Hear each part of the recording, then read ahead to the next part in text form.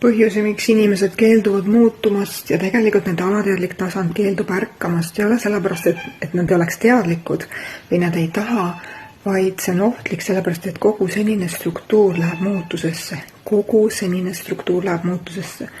Kõik senised suhted, uskumused, mustrid lähevad muutusesse. Kogu struktuur, kogu kupatus, kogu raku tasandil läheb muutusesse. Ja ei, see ei olegi. Sa võidki avastada, et töö, mida sa siiamaani teinud oled, on tegelikult töötanud sinu keha vastu või suhe, kus sa siiamaani olnud oled, on töötanud sinu keha vastu. Sa hakkad märkama kõike oma lapsepõlve mustreid, kuidas kõik midagi kandub sinuni, kuidas sa oled mingi uskumuse omaks teinud, võtnud, mänginud seda, sa hakkad nägema kõike seda justkui nagu filmilindi peal. Ehk siis sa hakkad oma filmi ümber muutma. Ja kogu senine elu lähebki justkui pea peale, aga tegelikult see peab toimuma niikuinii iga ühel varem või hiljem. Lihtsalt mõni ärkab siin kehastuses, mõni ärkab järgmises, mõni ärkab üle järgmises. Kes toimub igal juhul, iga inimesega ühel või teisel hetkel niikuinii.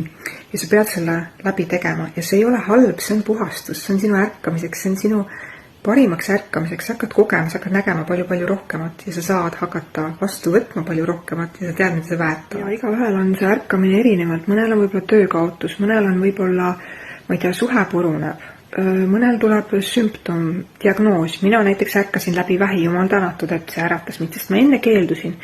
Ma nägin nii palju märke ärgata, aga ma lihtsalt ei näinud, mul olid 10-kordsed prillid ees ja see oli minu viimane äratus, esimene ja viimane äratus.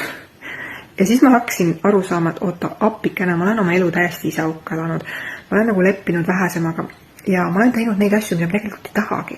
Ja ma olin hästi palju mõistuses. Mul olid tunded lukus, ma olin alla surunud enda loomingulisuse, intuitsiooni, absoluutselt kõik. Ja ainus viis mind äratada nii-öelda uuesti ellu oli minul läbi vähi. Ja ainus, kes tegelikult ärgata ei taha, on sinu ego ehk siis sinu mõistuse meel. Tema tahab olla tuttavas, turvalises ja vanas ja juba loodud struktuuride raamide sees, sest nii on olnud aastasadu kümneid ja nii tehakse ja nii teevad kõik ja nii olen ka mina. Ja see on tuttav, turvaline, mis siis, et on ebamugav. Aga ärgata tahab sinu hingetasand, sest tema teab, et midagi palju rohkemat on sinu jaoks tegelikult tulemas ja loodud. Ja ongi see, et ainuke, kes ärgata ei taha, on tegelikult sinu egokiht. Ta punnib vastu kõik võimalike moodustega.